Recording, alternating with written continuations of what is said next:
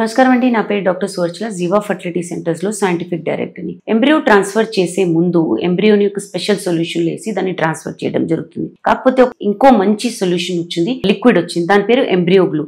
ఇది ఒక special culture media. ఇందులో ఎంబ్రియోని వేసి గర్భసంచిలోకి వేస్తే సక్సెస్ రేట్ బాగుంటుందని స్టడీస్ చెప్తున్నాయి. దీని గురించి ఇంకా కనుక్కుందాం. ఇది నిజంగా పనిచేస్తుందో లేదో కూడా తెలుసుకుందాం. ఈ సబ్స్టెన్స్ లో, ఈ సొల్యూషన్ లో, ఈ లిక్విడ్ లో హైలూరానిక్ యాసిడ్ అనే ఒక సబ్స్టెన్స్ ఉంటుంది. ఇది గర్భసంచిలో కూడా ఉంటుంది కాబట్టి దీన్ని ఈ లిక్విడ్ లో వేసి తయారు చేయడం జరిగింది. ఈ లిక్విడ్ ని వాడుకుంటూ గర్భసంచిలో మనం పిండంతో పాటేసాం అనుకోండి, అలాంటప్పుడు కొంచెం వాతావరణం బెటర్ అయ్యి, ఎందుకంటే గర్భసంచిలో కూడా ఇదే లిక్విడ్ ఉంటుంది కదా, సో దీన్ని మిమిక్ చేసుకుంటూ దీనిలాగానే ఉంటుంది కాబట్టి ఈ పిండం దాంతో పాటు గర్భసంచిలోకి చేస్తే ఇంప్లాంటేషన్ రేట్ బెటర్ అవ్వడము, ప్రెగ్నెన్సీ రేట్ బెటర్ అవ్వడం అనేది జరుగుతుంది. దీన్ని ఎలాగ అనుకోవాలంటే, మీరు కరెక్ట్ గా ఒక స్పెషల్ ప్యాకేజ్ లో యూట్రస్ కి చేరినట్టు ఎంబ్రియో, అలాంటప్పుడు కరెక్ట్ గా ఈ భాష ఆ భాష అర్థం చేసుకుని ఎంబ్రియో అక్కడ అతుక్కుంటుంది. సో కరెక్ట్ స్పాట్ ఏదో చూసుకుంటూ ఎంబ్రియో అతకడానికి ఎంబ్రియో గ్లూ చాలా మంచిది. Embryo glue solution. So actually పని చేస్తుందా? ఇది చాలా ముఖ్యమైన ప్రశ్న కదా.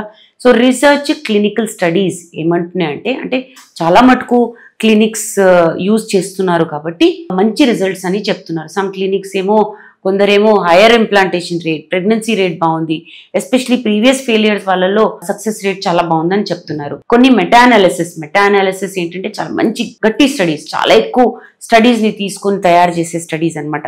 ఇందులో ఏమంటున్నారంటే 10 నుంచి 15% సక్సెస్ రేట్ పెరుగుతుంది సెలెక్ట్ పేషెంట్స్ లో. కొందరిలోనే, అందరికి పని చేయకపోవచ్చు, కాకపోతే కొందరిలో ఇది చాలా బాగా పనిచేయచ్చు అని అంటున్నారు. ఎవరి కొందరు మెయిన్ గా ఏంటంటే రిపీటెడ్ ఇంప్లాంటేషన్ ఫెయిలియర్ అయిన వాళ్ళు, అంటే పొద్దాక ఐవీఎఫ్ చేసి కూడా ఫెయిల్ అయ్యే వాళ్ళు, లేదా వయసులో కొంచెం ఎక్కువ ఉన్న వాళ్ళు, తర్వాత గర్భసంచి లైనింగ్ చాలా సన్నగా ఉందనుకోండి, అలాంటి వాళ్ళకు కూడా చాలా మంచిది.